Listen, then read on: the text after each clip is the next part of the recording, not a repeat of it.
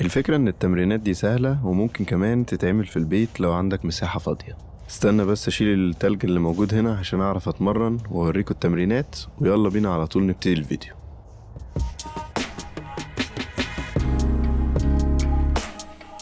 اهلا بيكم يا جماعة، زياد هنا معاكم في فيديو جديد، والنهاردة هوريك ازاي تطور قدمك الضعيفة.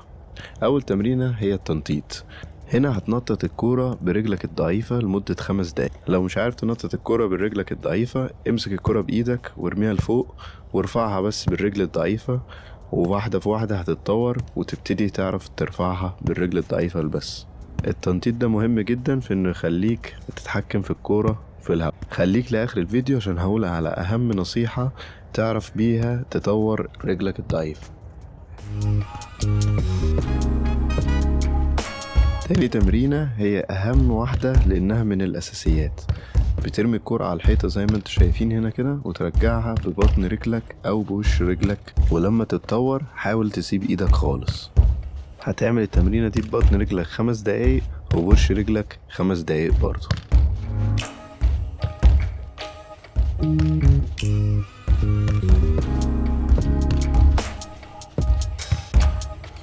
وتالت تمرينة هنا هي التمرير على الحيطة.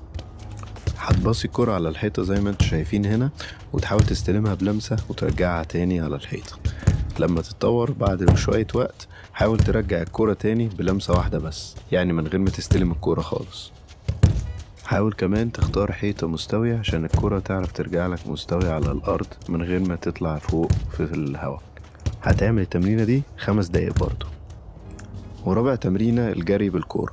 هتحط الإقماع زي ما انت شايف هنا على خط مستقيم، وتمشي بالكرة ما بين الإقماع برجلك الضعيفة بس. حاول تاخد لمستين بس ما بين كل قمع، واحدة لبره وواحدة لجوه. المهم هنا انك تاخد لمسات كتيرة بالرجل الضعيفة عشان انت طول الوقت بتستخدم رجلك القوية، وهو ده الهدف من التمرينة دي كلها. هتعمل التمرينة دي 10 مرات وتخش على التمرينة اللي بعدها. هنا بس هتحط قمعين وتجري ما بينهم باستخدام رجلك الضعيفة بس. حاول تاخد لمسات كتيرة ما بين القمعين، برضه هتعملها 10 مرات. في الاخر لازم تستمر على التمرينات دي كل يوم، اعملها لمدة 3-4 أسابيع، وصدقني هتشوف فرق كبير. لو عجبك الفيديو متنساش تعمل لايك وشير عشان بيفرق معايا جدا، واكتب لي في الكومنتات جربتها وفرقت معاك ولا ايه. اشوفكم الاسبوع اللي جاي.